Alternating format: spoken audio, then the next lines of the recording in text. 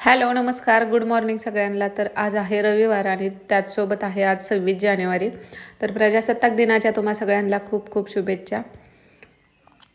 तर आज मुलं पण लवकर गेलेली होती आणि आज सकाळी निवांत होतं, त्यामुळे माझी सगळी कामाशी निवांतच चालू होती आज। आणि स्वयंपाक झाल्यानंतर इथं मी गॅस कट्टा धुवायला घेतलेला आहे। तर रोज धुत नाही मी, 2 दिवसातून 3 दिवसातून, म्हणजे ज्यावेळी भाकरी करल त्यावेळी जास्त म्हणजे खराब होतो, तर त्यावेळी धुवावं लागतो।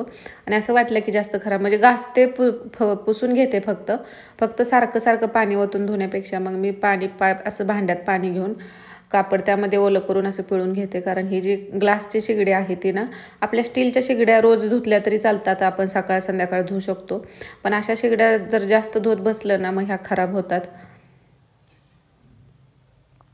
त्यामुळे जास्त खराब होईल त्यावेळी मी हिला धुते, नाही तर रोजच्या रोज पुसायची चालूच असते ती।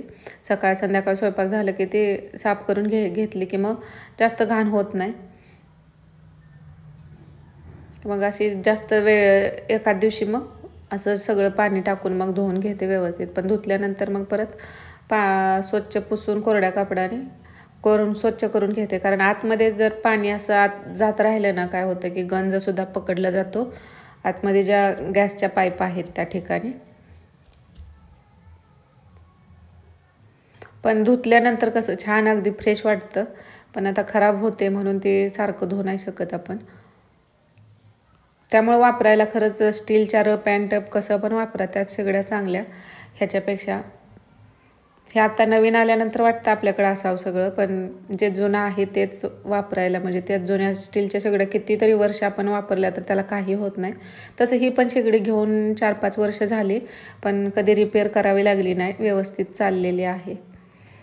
त्याची फ्लेम मात्र कमी होते, मग ती मात्र मग त्यामध्ये काय अडकलं वगैरे तर मी स्टोची पिन नेहमीच ठेवलेली असते माझ्याकडे आहे, तर ती पिन केली ना बारीक झालेली जी गॅसची फ्लेम असते ती मोठी होते। मग स्टोवला ज्या पद्धतीनं आपण पिन करतो ना त्या पद्धतीनेच गॅसच्या पाईपला सुद्धा आतल्या बाजूने छोटे होल असतात, त्यामध्ये पिन केलं की मग होतं। आणि आता कट्टा बाकीच्या बाजूच्या टाईलसुद्धा धुवून घेतल्या, पुसून घेतल्या, आणि नंतर मिक्सरसुद्धा वल्या कापडाने म्हणजे थोडंसं साबण लावते त्याला आणि पुसून घेते।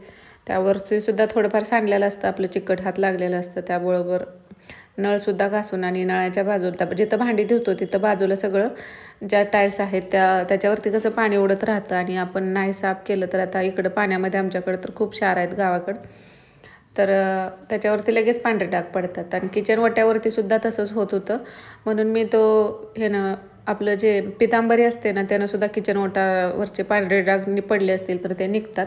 पण जास्त वेळ पितांबरी ठेवायची नाही, कारण मग कट्ट्याची शाईन आपल्या निघून जाते।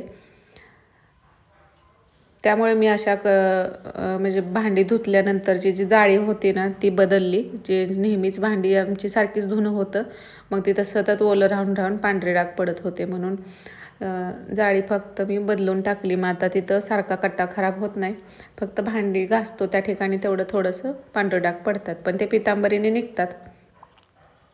आता रेग्युलर वापरातल्या ज्या बरण्या असतात, जे की साखर, पावडर, तेल, मीठ, तिखट आहे, हे कसं रोजच्या रोज ह्याला हात लागत असतो, त्यामुळे हे 8 दिवसाला तरी पुसावंच लागतं। कधी जास्त खराब झालं तर 4-5 दिवसाला पण पुसते। वरच्यावर हात फिरवून घेतला, आणि खिडकीमध्ये कसं याच्यावरती जाळी होतेच, त्यामुळं हे बरोबर आपल्याला रेग्युलर म्हणजे 4 दिवसातून 8 दिवसातून असं साफ करावंच लागतं।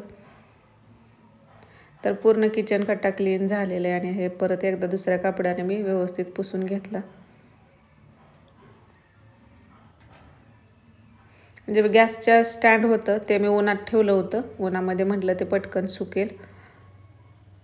तरी ही बघा अशा पद्धतीची मी ऑनलाईन जाळी मागवलेली होती, 200 का 250चीच होती बहुतेक, पण ती तशी लहान आहे, भांडी बसतात, पण आता दुसरी जाळी मी आतमध्ये ठेवली त्यामुळे एक्स्ट्रा झाली तर मी त्यामध्ये टाकते। आणि ट्रॉल्या पण ह्या 4-5 दिवसाला पुसाव्याच लागतात, नाहीतर म्हणजे जास्तीत जास्त 8 दिवस। आता थोडं 8 दिवस झालंच असतील पुसून, मला संक्रांतीच्या वेळी क्लीन केलेलं होतं, त्याच्यावर परत हे ट्रॉलीवरून हात फिरवला होता, पण 4-8 दिवसाला ते खराब होतंच। ह्यावरती आपलं पाण्याचा हात लागलेला असतात, थोडीफार धूळ असते ती लागलेली असते, तर कोलींना अशा पद्धतीनं मी पुसून घेते। आणि जास्त खराब झालं असलं तर अगोदर दुसऱ्यानं ओल्या फडक्यानं पुसते, त्याला थोडंसं विम लिक्विड किंवा साबण लावून, आणि नंतर असं कोलीनं शेवटी असं एखादं कोरडं कापड घेऊन त्यानं पुसून घेतलं की स्वच्छ होतात.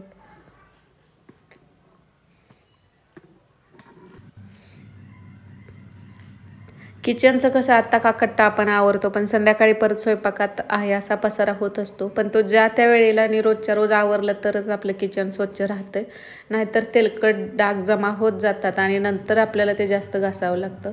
त्यापेक्षा किचन मात्र आता बाकीची साफसफाई आपली इकडची तिकडची थोडीफार राहिली तरी चालेल, पण किचन कट्टा, गॅस, बाकीच्या टाईल्स आहेत, नळ आहेत, ते वगैरे आपल्याला नेहमी वेळच्या वेळी आपण क्लीन केलं तर नंतर जास्त मेहनत घ्यावी लागत नाही. कारण इथं सगळं भाजीचं फोडणीचं वगैरे असतात. आपलं काय एवढं मॉड्युलर किचन नाही ज्यामध्ये चिमणी वगैरे असली तर सगळ्या तेलकटाचा धूर वगैरे ते खेचून घेतं.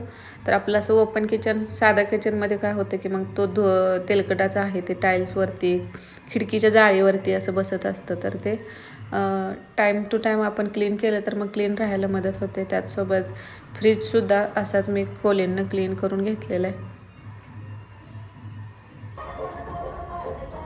हे वरच्यावर पुसायला अजिबात वेळ लागत नाही.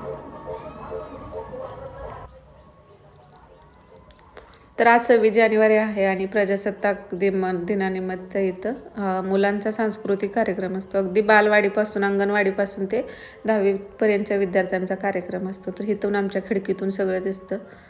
तर माझं काम होईपर्यंत जरा वेळ झाला, नंतर जायचं होतं पण अर्ध्यातनं कुठं जावं म्हणून राहिलं, तर वरूनच बघितलं मग ते.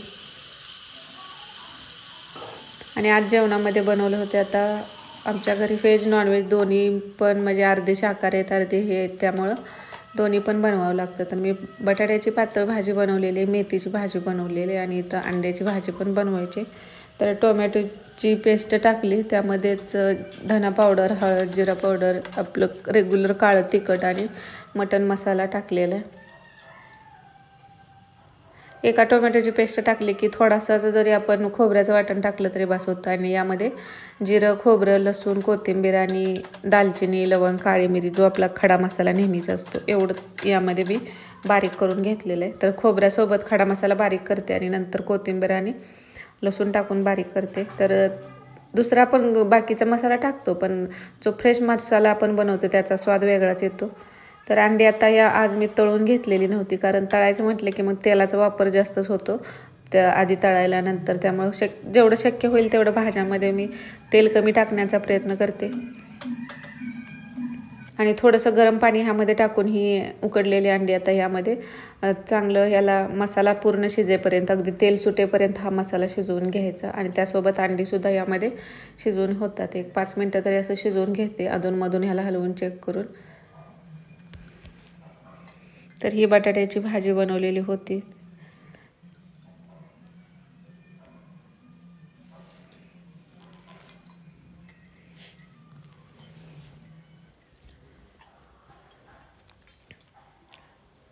तर हा मसाला पण बघा असं तेल सुटेपर्यंत परतला की भाजी आपली चांगली चवीला होते, कमी मसाल्यात सुद्धा. आणि यामध्ये थोडीशी कोथिंबीर टाकलेली, आता वाटण करताना त्यामध्ये टाकलेले होते, आणि पाणी गरम करायला ठेवलेलं ते इथं मी टाकून घेतलेलं आहे. आता ह्याच्यासोबत भाकरी बनवायची आहेत, त्यामुळं रस्सा थोडासा जास्त बनवावा लागतो, कारण अंडी यामध्ये आहेत, त्यामुळं थोडं जरी पाणी टाकलं तर लगेचच पातेलं भरतं. नंतर काय थोड्या चपात्या करायच्या होत्या आणि थोड्या भाकरी पण करायच्या होत्या.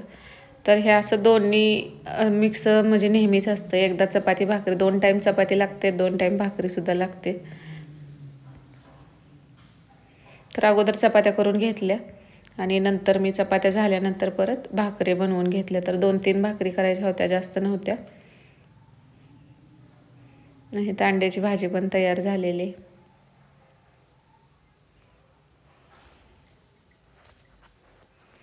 तर आता हा नंतर मी सगळा किचन ओटा आवरून घेतलेला होता.